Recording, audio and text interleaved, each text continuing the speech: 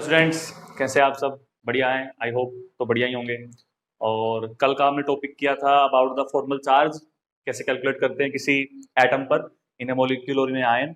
और इसके अलावा हमने किया था अबाउट द कोऑर्डिनेट बॉन्ड कि कोऑर्डिनेट बॉन्ड कैसे बनता है, और कोऑर्डिनेट बॉन्ड को हम क्या बोल सकते हैं, that is like semi polar bond या स्पेशल कोऑर्डिनेट बॉन्ड भी कोवेलेंट बॉन्ड भी होता है। फिर मैंने आपको बताया था कि कोऑर्डिनेट बॉन्ड कैसे बनता है। कई बार क्या होता है कि अगर आपसे ये पता कर लें कि मॉलिक्यूल में कोऑर्डिनेट बॉन्ड है या नहीं है, इसका आप कैसे पता करोगे। कई बार आपसे ये भी पूछा जाता है कि किसी मॉलिक्यूल के अंदर कोऑर्डिनेट बॉन्ड है या नहीं है, तो उस बात का आप कैसे पता करोगे। तो उसमें आप सेंट्रल एटम को दे लीजिए, सेंट्रल एटम की जितनी कोवैलेंसी होती है, क्या वो उससे ज्यादा बॉन्ड बना रहा है कि नहीं बना रहा है। जैसे अगर मैं एग्जाम्पल दूं आपको, कल मैंने एग्जाम्पल दिया था आपको अमोनिया वाला, अमोनियम अमोनियम आयंस का, ठीक है। अब नाइट्रोजन की जो वैलेंसी होती है बेटा वो 3 की होती है, लेकिन यहाँ पर नाइट्रोजन ने क्या किए थे, यहाँ पर नाइट्रोजन ने आपके 4 बॉन्ड बनाए थे ना। तो इसका मतलब इसने अपनी कोवैलेंसी से एक बॉन्ड ज्यादा बनाया हुआ है, तो इसका मतलब इसमें एक बॉन्ड पक्का कैसा मिलेगा आपको, कोऑर्डिनेट बॉन्ड मिलेगा। तो ये आपको ध्यान में रखना है कि कोऑर्डिनेट बॉन्ड पता करने का तरीका क्या हो सकता है। जैसे अगर मान लीजिए हम कहते हैं भाई कोई भी एग्जांपल आपका ऐसा दिखे जिसमें आपका नाइट्रोजन की वैलेंसी ज्यादा आ रही है, तो आप वहां पर सीधा बोल सकते हो, मतलब किसी भी एटम की वैलेंसी ज्यादा आ रही है तो वहां पे आप बोल सकते हो कि वहां पर पक्का आपको क्या मिलेगा, कोई ना कोई कोऑर्डिनेट बॉन्ड जो है वो मिलेगा। क्लियर होगी बात ये वाली? तो इसको थोड़ा ध्यान में रखिए, कोऑर्डिनेट बॉन्ड का हम कैसे पता कर सकते हैं। ठीक है, चलिए जी। जैसे मान लीजिए एग्जांपल देता हूं आपको, N2 देता हूं। अब N2 में क्या होता है, N2 में कुछ इस तरीके से होता है, ऐसे, ठीक है। अब नाइट्रोजन वाले को यहाँ पे प्लस होता है, माइनस होता है। तो एक्चुअल में होता क्या है कि इस नाइट्रोजन को एक से ज्यादा बॉन्ड बनाए हुए हैं, है ना, 4 बनाए हुए हैं, 3 बना सकता है ना। तो इसका मतलब यहाँ पर जो ये वाला बॉन्ड आपको ये कैसा है, ये कोऑर्डिनेट बॉन्ड ही होगा। ओके, तो इस तरीके से आप पता कर सकते हो कि किसी मॉलिक्यूल में कोऑर्डिनेट बॉन्ड है या नहीं है। सिर्फ आपको इतना देखना है कि सेंट्रल एटम की वैलेंसी कोवैलेंसी जो है वो उससे ज्यादा बॉन्ड बना रहा है या नहीं बना रहा है। क्लियर? तो ये हमारा एक टॉपिक छोटा सा बिल्कुल कोऑर्डिनेट बॉन्ड का था, जो मैंने आपको बता दिया, काम आएगा आपको कहीं ना कहीं। इसके बाद आज हम एक नेक्स्ट टॉपिक पढ़ रहे हैं भाई, बहुत ही ज्यादा इंपॉर्टेंट टॉपिक है आपका, बहुत बहुत ज्यादा इंपॉर्टेंट टॉपिक है आपका। हमने थ्योरी कहा था मैं आपको कि मैं आपको इस चैप्टर में 3 थ्योरी पढ़ाऊंगा। उसमें से एक थ्योरी, 4 थ्योरी हम सॉरी पढ़नी थी, एक थ्योरी हम पढ़ चुके हैं, दैट इज लुईस अप्रोच या ऑक्टेट रूल हम बोल रहे थे।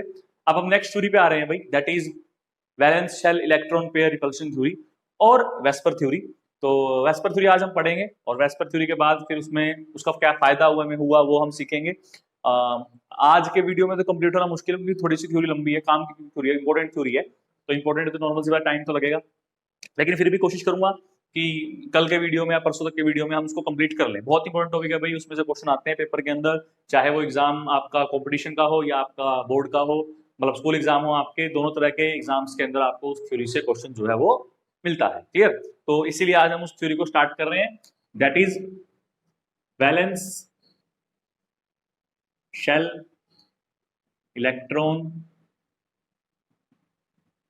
Pair repulsion theory.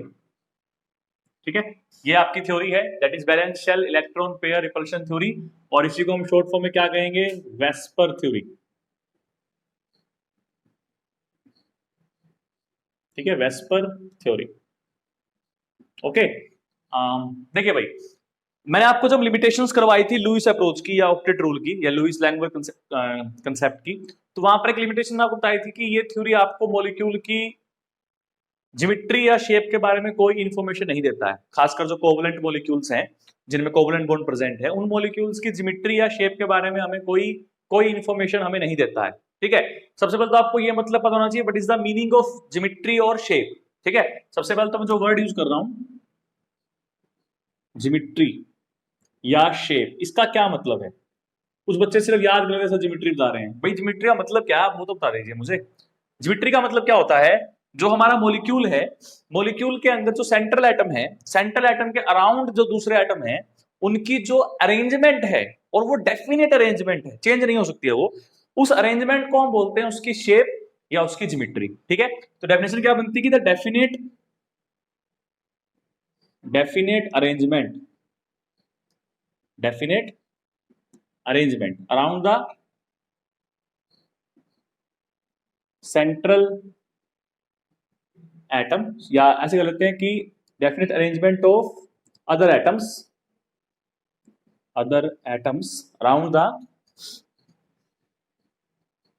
around the central atom in a molecule is called its geometry और शेप। ठीक है, तो ये हमारी डेफिनेशन जो है वो बनती है ज्योमेट्री की या शेप की, कि किसी भी सेंट्रल मॉलिक्यूल के अंदर सेंट्रल एटम के अराउंड बाकी एटम्स की जो डेफिनेट अरेंजमेंट होती है उसको हम ज्योमेट्री या शेप बोलते हैं। और लैंगमुयर जो कंसेप्ट आपका है, लुईस अप्रोच जो आपका है, वो ये कंसेप्ट आपको नहीं बताता है, ये मॉलिक्यूल की शेप प्रेडिक्ट नहीं करता है, वो ज्योमेट्री प्रेडिक्ट नहीं करता है वो। तो इसीलिए हमने वेस्पर थ्योरी को पढ़ना है आज। वेस्पर थ्योरी हमें यही समझाने में हेल्प करेगी कि किसी मॉलिक्यूल की ज्योमेट्री क्या होगी, शेप क्या होगी, कैसे उसको कैलकुलेट कर सकते हैं, उसका फायदा क्या क्या है, वो सब बातें। तो इसीलिए इस थ्योरी का मेन मोटो मेरे ख्याल से आपको समझ में आ गया होगा। इस थ्योरी का सबसे मेन मोटिव यही है कि इसमें हमें किसी भी कोवलेंट मॉलिक्यूल की ज्योमेट्री या शेप को प्रिडिक्ट करना सीखना है on the basis of some postulates of VSEPR theory. तो पहले आज वाले वीडियो में हम डिस्कस करेंगे अबाउट द पोस्टुलेट्स कि वेस्पर थ्योरी ने हमें क्या क्या पॉइंट्स बताए किसी मॉलिक्यूल की ज्योमेट्री या शेप को प्रिडिक्ट करने के लिए। उसके बाद हम सीखेंगे किसी मॉलिक्यूल की ज्योमेट्री को प्रिडिक्ट करना। दो बातें है ना, क्यों और कैसे। कल भी मैंने आपको बताया था फॉर्मल चार्ज के केस में, तो आज भी हम वही कर रहे हैं कि पहले क्यों पे आएंगे फिर कैसे पे आएंगे। ठीक है, समझ में आ गई वाली बात। तो इसको करते हैं साफ, और मैं आपको इससे कुछ पोस्टुलेट जो है वो समझाता हूं, जो कि बहुत इंपॉर्टेंट है भाई। पोस्टुलेट समझ में आएंगे तो ही आपको आगे ज्योमेट्री या शेप का टॉपिक अच्छे से समझ में आएगा। क्लियर, तो इसको साफ करते हैं।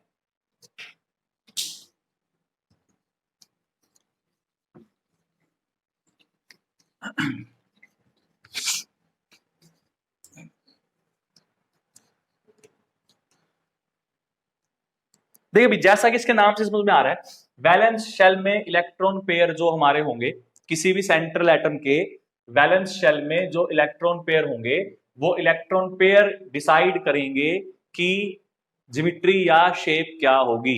यानी किसी भी मॉलिक्यूल की ज्योमेट्री या शेप इस बात पर डिपेंड करती है कि उसके पास कितने इलेक्ट्रॉन पेयर है, पहली बात तो ये, और उन इलेक्ट्रॉन पेयर में से कितने इलेक्ट्रॉन पेयर जो है वो बॉन्ड पेयर में आते हैं, कितने इलेक्ट्रॉन पेयर जो है वो लोन पेयर में आते हैं।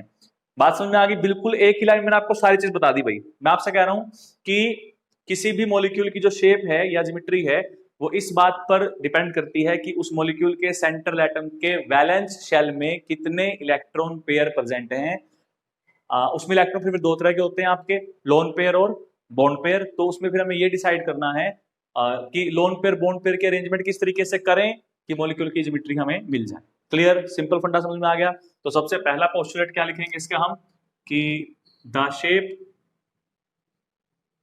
Of A molecule depends on the electron pairs present in valence shell of valence shell around the central atom। Clear, किसी भी मॉलिक्यूल की शेप जो है वो इस बात पर डिपेंड करती है कि सेंट्रल एटम के अराउंड वैलेंस शेल में कितने इलेक्ट्रॉन पेयर प्रेजेंट है। मैं थोड़ा सा एग्जांपल से समझाने की कोशिश करता हूं आपको। जैसे मान लीजिए कि NH3 था, है ना, NH3 था, NH3। इसमें नाइट्रोजन की अगर हम बात करें तो नाइट्रोजन में होता था 1s2 2s2 और 2p3। तो इसके पास खुद के पास कितने वैलेंस इलेक्ट्रॉन है भैया, 5। वैलेंस शेल तो सेकंड हो गया ना, सेकंड शेल को वैलेंस शेल बोलेंगे। जो आउटर मोस्ट शेल होता है जिसमें इलेक्ट्रॉन प्रेजेंट होता है उसको वैलेंस शेल बोलते हैं। तो सेकंड इसमें आउटर मोस्ट शेल है, तो इसमें कितने इलेक्ट्रॉन है, 5, तो वैलेंस शेल हो गया। और 3 आ जाते हैं हाइड्रोजन से, तो ये हो गया आपका 1 और 2, और ये हो गया आपका 1 2 और 3, 5 वैलेंस इलेक्ट्रॉन है। अब 3 आ गए हाइड्रोजन की तरफ से, 1 2 और 3, तो टोटल कितने पेयर हो गए, 1 2 3 4, 4 पेयर हो गए। अब इन 4 पेयर में से ये तो बॉन्ड पेयर है, क्यों? क्योंकि इसमें इलेक्ट्रॉन बॉन्ड बनाए हुए हैं ये वाले तो, लेकिन इस इलेक्ट्रॉन ने कोई बॉन्ड नहीं बनाया हुआ। इट मीन्स कि कैसा है आपका, ये आपका लोन पेयर है। तो किसी भी सेंट्रल एटम के अराउंड दो तरह के इलेक्ट्रॉन पेयर प्रेजेंट हो सकते हैं, एक को हम बोलते हैं लोन पेयर, एक को हम बोलते हैं बॉन्ड पेयर। ठीक है, जैसे मैंने एग्जांपल आपको अमोनिया का दिया। तो अब हम ध्यान से देखें तो नाइट्रोजन के पास टोटल कितने पेयर है? 4। तो 1 2 3 4 5 6 और 7 और 8, है ना? ये तो लोन पेयर है, तो बॉन्डिंग में इन्वॉल्व नहीं है। बाकी सारे पेयर बॉन्डिंग में इन्वॉल्व है। तो जो ये इलेक्ट्रॉन पेयर सेंट्रल एटम के अराउंड है बेटा, ये इलेक्ट्रॉन पेयर ही डिसाइड करते हैं किसी मॉलिक्यूल की ज्योमेट्री या शेप क्या होगी। तो ये पहला पॉइंट समझ में आ गया। आई होप कि आपको समझ में अच्छे से आ गया होगा कि हमें क्या करना है। क्लियर? चलिए मैं इसको साफ कर देता हूं, फिर मैं आपको थोड़ा और बताता हूं इसमें कि हमें और क्या करना है। ठीक, इससे साफ करें, किसे करें? इनसे कर लेते। चलिए, अगर आप नोट कर रहे हो ना, आप नोट कर सकते हो आराम से। नोट्स बना रहे हो ना कि नहीं बना रहे नोट्स? चलिए सेकंड पॉइंट देखिए। अब बेचारा सेंट्रल एटम छोटा सा है, इसके आसपास ये इलेक्ट्रॉन्स आ गए, बहुत सारे आ गए ना इस तरीके से। ऐसा तो नहीं कि बहुत बड़ा एटम बहुत दूर दूर इलेक्ट्रॉन्स होंगे, बहुत पास पास इलेक्ट्रॉन होते हैं। तो नॉर्मल सी बात है भाई, क्योंकि इलेक्ट्रॉन्स पर नेगेटिव चार्ज है, तो ये एक दूसरे को क्या करेंगे? रिपेल करेंगे, रिपल्शन होगी। तो सेकंड पॉइंट आपसे यही कहता है, क्या कहता है कि जो पेयर ऑफ इलेक्ट्रॉन आपके होते हैं, जो पेयर ऑफ इलेक्ट्रॉन्स आपके होते हैं, pair of electrons around the central atom repel one another. क्यों रिपेल करते हैं भाई? क्यों रिपेल करते हैं? कारण क्या रिपेल करने का? Because they have all negatively charge, because they have या दे आर नेगेटिवली चार्ज। तो इस वजह से वो क्या करते हैं? रिपेल करते हैं। अब रिपल्शन की वजह से क्या होगा भाई? मान लीजिए कोई चीज आपसे रिपेल करती है, दूर भागेगी, तो इलेक्ट्रॉन क्या होंगे? दूर दूर भागेंगे। तो कितना दूर दूर भागेंगे? वो इतना दूर दूर भागेंगे दूसरे से कि उनके बीच में रिपल्शन कम से कम रह जाए। अब मान लीजिए किसी आदमी से आपकी बनती नहीं है, किसी इंसान से आपकी बनती नहीं है, तो आप क्या करोगे? उस इंसान से दूर भाग नहीं करोगे ना, कम से कम ही उससे दूरी रहे, ज्यादा दूर रहे हमसे, ताकि हमारे उसके बीच में लड़ाई ना आई हो तो बढ़िया है ना? वही बात यहाँ कह रहा है कि एक सेंट्रल एटम के आसपास इलेक्ट्रॉन के पेयर्स हैं, सभी तरह के पेयर्स हैं, बॉन्ड पेयर भी हैं, लोन पेयर भी हैं। तो होता यह है कि उनमें आपस में रिपल्शन होती है, तो वो रिपल्शन की वजह से दूसरे दूर भागते हैं। तो वो सेंट्रल एटम के अराउंड जो पेयर हैं, वो ये कोशिश करते हैं कि हम सेंट्रल एटम के अराउंड अपने आप को इस तरीके से अरेंज कर लें कि हमारे जो दूसरे पेयर्स के साथ है वो रिपल्शन कम से कम हो। जैसे मान लीजिए एक पेयर यहाँ है, एक पेयर यहाँ है, तो हो सकता है कि इनके बीच में रिपल्शन कम से कम हो। जितना ये इसके पास आता जाएगा उतना रिपल्शन ज्यादा होगी। तो ये क्या करेगा भाई? इससे मैक्सिमम जितना दूर हो सकता है उतना दूर हो जाएगा, ताकि रिपल्शन क्या हो? इसकी कम से कम हो, मिनिमम हो, है ना?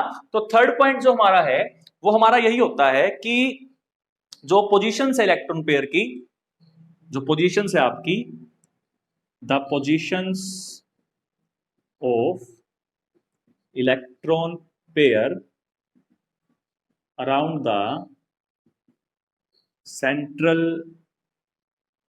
Atom is such that there is minimum repulsion between the electron pair. ठीक है, वो कह रहा है कि पोजीशन सेंट्रल एटम के अराउंड इस तरीके से होगी इलेक्ट्रॉन पेयर की कि उनके बीच में रिपल्शन क्या हो? आपकी कम से कम हो। और उसी के बाद हम मॉलिक्यूल की ज्योमेट्री या शेप डिसाइड करते हैं। जितना मिनिमम रिपल्शन होगी भाई उतना स्टेबिलिटी ज्यादा होती है, क्योंकि रिपल्शन मिनिमम होगी तो उसकी एनर्जी मिनिमम हो जाएगी, और जिसकी जितनी एनर्जी मिनिमम होती है उतनी उसकी स्टेबिलिटी ज्यादा होती है। ओके, तो इसलिए वो रिपल्शन क्या करते हैं? कम से कम करने की कोशिश करते हैं। यहां तक समझ में आ गया?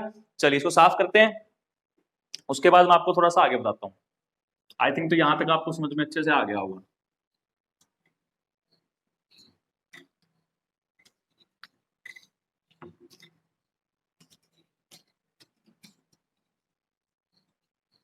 ठीक है, आज तुमने ये भी साफ कर दिया क्लास 11th भी।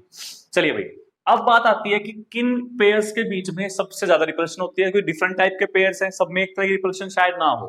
ठीक है, कहीं किसी किसी में रिपल्शन ज्यादा है, किसी किसी में रिपल्शन कम है। तो आपको ये पता होना चाहिए भाई कि किन इलेक्ट्रॉन पेयर्स में किस तरह की रिपल्शन होती है, ठीक है। तो जो मैग्नीट्यूड होता है रिपल्शन का, the magnitude of electron pair repulsion is given as, सबसे ज्यादा रिपल्शन जो होती है भाई, मैक्सिमम रिपल्शन जो होती है वो दो लोन पेयर्स के बीच में होती है। सबसे ज्यादा रिपल्शन जो होगी वो दो लोन पेयर इलेक्ट्रॉन्स के बीच में होती है। उसके बाद एक लोन पेयर और एक बॉन्ड पेयर के बीच में होती है, ठीक है। और लास्ट में सबसे कम जो रिपल्शन होती है भाई वो किन्हीं भी दो बॉन्ड पेयर के बीच में होती है, ठीक है। ये बात समझ में आ गई। रिपल्शन जो हमारी होती है वो ये पैटर्न फॉलो करती है, सबसे ज्यादा जो रिपल्शन आपकी होती है वो लोन पेयर और लोन पेयर इलेक्ट्रॉन्स के बीच में होती है। उसके बाद उससे कम रिपल्शन जो होती है वो लोन पेयर और बॉन्ड पेयर के बीच में होती है। और सबसे कम रिपल्शन जो आपकी है वो बॉन्ड पेयर और बॉन्ड पेयर के बीच में होती है, ठीक है। एग्जाम्पल के लिए जैसे मैं कहता हूं आपसे कि मेरे पास मान लीजिए वाटर है, ठीक है। तो वाटर केस में अगर इसका स्ट्रक्चर बनाते हैं तो ये ऑक्सीजन, ये तो हो गए इसके बॉन्ड पेयर इन हाइड्रोजन के साथ, और ये हो गए इसके पास लोन पेयर। तो ये कह रहा है कि इन लोन पेयर्स में रिपल्शन सबसे ज्यादा होगी, उसके बाद इनमें रिपल्शन उसके बाद उससे कम हो जाएगी, और इनमें तो सबसे कम रिपल्शन होगी। तो सबसे ज्यादा रिपल्शन होती है लोन पेयर में, फिर लोन पेयर बॉन्ड पेयर में, फिर बॉन्ड पेयर में, ठीक है। तो यही पैटर्न आपको याद रखना है, समझना है इसको कि किसमें कितनी रिपल्शन ज्यादा हो सकती है, ठीक है। चलिए इसको नेक्स्ट पॉइंट पे आते हैं, इसको साफ कर देता हूं। देखिए भाई नेक्स्ट पॉइंट क्या होता है, नेक्स्ट पॉइंट आपसे ये होता है कि अगर कोई सेंट्रल एटम जो है, मान लीजिए ए कोई सेंट्रल एटम है, इसके आसपास सिर्फ सारे एक ही तरह के एटम है, मान लीजिए एक मैंने यहां भी लगा दिया, एक मैंने यहां भी लगा दिया, इस तरह से सारे एटम एक जैसे हैं, और सेंट्रल एटम के पास कोई लोन पेयर नहीं है। मैं केस में आता हूं भाई, पहला केस मैं आपसे कह रहा हूं कि if all the atoms around the central atom, around the central atom is same, ठीक है, and central atom do not have any lone pair, ठीक। तो उस केस में जो आपकी ज्योमेट्री होगी उसे हम कहेंगे then molecule will have regular geometry, ठीक है। तब वो ज्योमेट्री क्या कहेंगे, रेगुलर ज्योमेट्री कहेंगे। रेगुलर ज्योमेट्री का मतलब बेटा ये होता है कि जो बॉन्ड लेंथ होती है सेंट्रल एटम की, सारी जो डिस्टेंस होती है सबसे, वो सेम होती है। जो एंगल होता है दो बॉन्ड्स के बीच में जिसे हम बॉन्ड एंगल बोलते हैं, वो बॉन्ड एंगल भी आपका सबका सिमिलर होता है। तो ऐसी ज्योमेट्री को हम बोलते हैं रेगुलर ज्योमेट्री। तो रेगुलर ज्योमेट्री का मतलब क्या है कि बॉन्ड लेंथ सबकी इक्वल होगी, बॉन्ड लेंथ सबकी सेम होती है, तो ये पॉइंट यहां से पता चलता है हमें। दूसरा जो बॉन्ड एंगल है वो भी आपके सिमिलर हो सकते हैं, बट कोई जरूरी नहीं है, लेकिन हो सकते हैं, ठीक है। ऐसा कोई जरूरी नहीं है बॉन्ड एंगल हर बार सेम ही होंगे, कुछ ज्योमेट्री ऐसी है जहां अलग भी होते हैं, बट फिर भी मोस्टली बॉन्ड एंगल सबके आपको सेम ही मिलते हैं। एग्जांपल देता हूं आपको, रेगुलर ज्योमेट्री कौन कौन सी होती है, आगे हम पढ़ेंगे भी वैसे तो, बट मैं बता देता हूं। एक तो ट्रायगोनल प्लेनर, अगर कहीं पर ऐसी ज्योमेट्री आ रही है इसका मतलब वो रेगुलर ज्योमेट्री है। दूसरी टेट्राहेड्रल, टेट्राहेड्रल ज्योमेट्री भी रेगुलर में आती है। तीसरी trigonal bipyramidal, trigonal bipyramidal, ठीक है। सिर्फ एक ऐसी ज्योमेट्री है इसमें दो तरह के बॉन्ड एंगल होते हैं, सारे सेम नहीं होते हैं, बट बाकी ज्योमेट्री के अंदर जो आपके बॉन्ड एंगल है वो नियरली सारे सेम होते हैं, ओके। बॉन्ड डिस्टेंस भी इसमें थोड़ी सी अलग होती है इस केस में ट्रायंगल बाय पिरामिड वाले में, बाकी नॉर्मली सब में सेम ही होती है। नेक्स्ट आपका होता है इसमें ऑक्टाहेड्रल, ठीक है। एक हम बोल सकते हैं पेंटागोनल बाय पिरामिडल। तो बहुत सारी ज्योमेट्री हो सकती हैं, बट मोस्टली ज्यादातर हम पढ़ते नहीं, इतनी पढ़ते हैं। तो ये सारी आपकी किस में आती है, सारी आपकी रेगुलर ज्योमेट्री में आती हैं। ठीक है, तो आई थिंक इसके बाद आप आगे अपने आप ही समझ गए होंगे कि मैं सेकंड केस क्या बनाऊंगा। मैं यहीं पे कर देता हूं सेकंड केस की। सेकंड केस हमारा क्या बनता है? सेकंड केस हमारा ये बनता है कि अगर सारे के सारे आइटम आपके सेंट्रल एटम के अराउंड इज नॉट सेम, अब मैं यहां नोट कर देता हूं, इज नॉट सेम, है ना, सेम नहीं है। और सेंट्रल एटम के आसपास अगर कोई, ये तो अगर देखिए सेंट्रल एटम के पास ये तो सारे एटम सेम नहीं है, पहली बात तो वो, या फिर सेंट्रल एटम के पास लोन पेयर हो, हैव एनी लोन पेयर, तो उस केस में मॉलिक्यूल की ज्योमेट्री कैसी होगी आपकी? इरेगुलर हो जाएगी। ठीक है, ठीक है, दोनों केस भी हो सकते हैं कि ये वाले आइटम भी अलग अलग हो, मान लीजिए यहां मैं सी कर देता हूं या मैं यहां डी कर देता हूं, ये अलग हो गए दो आइटम। ये तो ऐसा हो सिर्फ लोन पेयर बेशक ना हो इसके पास। ठीक है, दूसरी बात क्या कह रहा हूं कि बेशक सेम एटम हो सारे के सारे, लेकिन अगर इसके पास लोन पेयर है सेंट्रल एटम के पास, तो भी आपकी ज्योमेट्री कैसी होगी? इरेगुलर होगी। तो उसमें मान लीजिए तीन सब केस बन जाते हैं। पहला केस तो ये कि डिफरेंट एटम है, कोई लोन पेयर नहीं है। दूसरा, सेम एटम है, सेम एटम है लेकिन इसके पास लोन पेयर है। तीसरा केस ये कि लोन पेयर भी है और डिफरेंट एटम भी है। तीनों ही सिचुएशन में आपका जो ज्योमेट्री होगी वो कैसी होगी? आपकी इरेगुलर ज्योमेट्री होगी। वो इनके अंदर ही आती है, सब केस बनते हैं, वो हम आगे सीखेंगे, मैं अभी एग्जांपल नहीं दे रहा हूं उसके। बट ये केस आप समझ लीजिए कि अगर आपका सेंट्रल एटम के अराउंड वाले एटम डिफरेंट है, या सेंट्रल एटम के पास लोन पेयर है, या दोनों ही चीजें हैं, डिफरेंट भी है और लोन पेयर भी है, उस केस में आपके मॉलिक्यूल की जो ज्योमेट्री होती है वो कैसी होती है? इरेगुलर ज्योमेट्री होती है। ये बात समझ में आ गई आपको अच्छे से? आई थिंक आपको समझ में क्लियरली हो गई होगी वाली बात कि मैं आपको क्या समझाना चाह रहा हूं। ठीक है, समझ में आ गई? तो इरेगुलर में क्या होगा? बॉर्डर लाइन डिफरेंट होगी, बॉन्ड एंगल सबके डिफरेंट हो सकते हैं, तो ऐसी ज्योमेट्री को हम बोलते हैं इरेगुलर ज्योमेट्री। तो इसमें क्या होता है? बॉन्ड लेंथ डिफरेंट मिल सकती है आपको, और बॉन्ड एंगल भी क्या मिल सकते हैं आपको? डिफरेंट मिल सकते हैं। तो ये आपकी होती है इरेगुलर ज्योमेट्री। मतलब जो अरेंजमेंट है सेंट्रल एटम के अराउंड वो एक जैसी नहीं है हर एटम की। अगर हर एटम की अरेंजमेंट एक जैसी है तो वो रेगुलर है, एक जैसी नहीं है तो वो आपकी इरेगुलर ज्योमेट्री में आती है। समझ में आ गई बात? ये वाली क्लियर है? अच्छे से आ गई समझ में? चलिए जी, इसको साफ कर लें, करते हैं साफ। देखिए उसके बाद according to VSEPR theory notation, अगर हम किसी मॉलिक्यूल को जनरल फॉर्म में लिखना चाहते हैं तो हमेशा जो सेंट्रल एटम होता है भाई, सेंट्रल एटम को हम डिनोट करते हैं जनरली ए से। ठीक है, और जो सराउंडिंग एटम है आपके, सराउंडिंग एटम को डिनोट करते हैं एक्स से। ठीक है, और जो लोन पेयर है हमारे, कितने लोन पेयर हैं? लोन पेयर को हम डिनोट करते हैं ई से। ठीक है, तो ये जनरल सी नोटेशन होती है आपकी। जैसे अगर मान लीजिए आपको अमोनिया के लिए रिप्रेजेंटेशन करनी है किसी चीज की, तो अमोनिया में क्या होता है? लोन पेयर होता है, 3 हाइड्रोजन होते हैं, 1 नाइट्रोजन होता है, तो एन ए एक्स 3 और ई।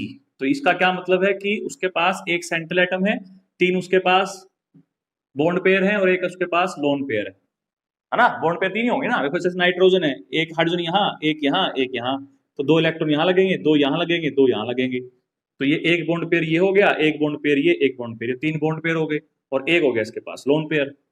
तो नोटेशन जो होती है जैसे वाटर के लिए पूछूं आपसे मैं, वाटर के लिए, तो वाटर के लिए क्या बोलोगे आप? इसके लिए ए, इसके लिए एक्स 2, लोन पेयर कितने होते हैं? 2 होते हैं, तो E2, तो ये वाटर के लिए हो गया ऐसे। तो इस तरीके से हम रिप्रेजेंटेशन किसी भी मॉलिक्यूल की वेस्पर थ्योरी में उसकी ज्योमेट्री बनाने के लिए कर सकते हैं। मतलब ऐसा कोई भी मॉलिक्यूल जो इस तरह के फॉर्मूले को फॉलो करता होगा उन सबकी ज्योमेट्री एक जैसी होगी।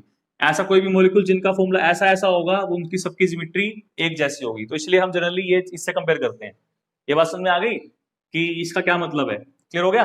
चलिए, तो ये थे आपके वेस्पर थ्योरी के कुछ पोस्टुलेट्स जो हमने आज सीखे। कल मैं आपको सिखाऊंगा मॉलिक्यूल की ज्योमेट्री कैसे बताते हैं। किसी मॉलिक्यूल के आज हमने पोस्टुलेट सीखे हैं, उनके बेस पे हम आप डिसाइड करेंगे मॉलिक्यूल की अलग अलग ज्योमेट्री कैसे, टेट्राहेड्रल कैसे होती है, ट्राइनल बाइपिरामिडल कैसे होती है, ऑक्टाहेड्रल कैसे होती है, कैसे कैलकुलेट करेंगे इस बात को। कुछ फॉर्मूले बहुत आसान से जो आपको बताऊंगा मैं, बहुत काम आएंगे आपके। तो आई होप कि आपको कल वाले वीडियो में और भी ज्यादा मजा आएगा कि हम मॉलिक्यूल की शेप निकालना सीख गए भाई, कि किस तरह की शेप होती है। पेपर में आपसे डायरेक्ट क्वेश्चन पूछते हैं, इससे आगे जाके काम भी आएगा आपके बाकी चैप्टर्स में भी, आपके मॉलिक्यूल की शेप जो वो काम में आती है। तो आई होप कि आपको आज वाले वीडियो में थोड़ा सा मजा आया होगा और आपका मन किया होगा कि चलो आगे भी देखते हैं, वेस्पर थ्योरी कंप्लीट करते हैं भाई, क्योंकि वेस्पर थ्योरी बहुत इंपॉर्टेंट थ्योरी है। ओके, तो मिलते हैं नेक्स्ट वीडियो में। तब तक के लिए चैनल को शेयर, सब्सक्राइब, लाइक सब कीजिए, कमेंट भी कीजिए और मिलते रहिए बार बार। All the best.